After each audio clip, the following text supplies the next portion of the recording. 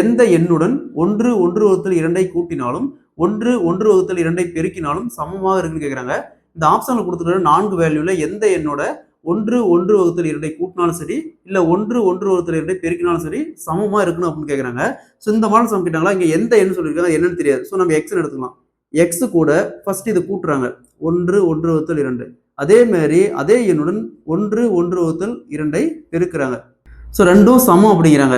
So next X plus இங்கே 1 into 2 2 2 plus 1 3 வகுத்தல் 2 sequel to இங்கே எக்ஸ் இன்ட்டு அதே மாதிரி 1 இன்ட்டு 2 2 2 பிளஸ் 1 3 வகுத்தல் 2. ஸோ நெக்ஸ்ட் இங்கே பாருங்க 2 into x 2x plus 3 divide by is equal to இங்கே 3x டிவைட் பை 2. ஸோ இந்த 2 2 அப்படியே கேன்சல் பண்ணிடலாம். ஸோ நெக்ஸ்ட் இந்த 2x போச்சுன்னா 3 ஈக்குவல் டு 3xல 2x போச்சுன்னா x ஈக்குவல் டு 3. ஸோ அப்போ இந்த 3 கூட 1 1 வகுத்தல் 2 கூட்டினாலும் சரி, இல்லை 1 1 வகுத்தல் 2 பெருக்கினாலும் சரி சமமாக இருக்கும். Option B is the correct answer.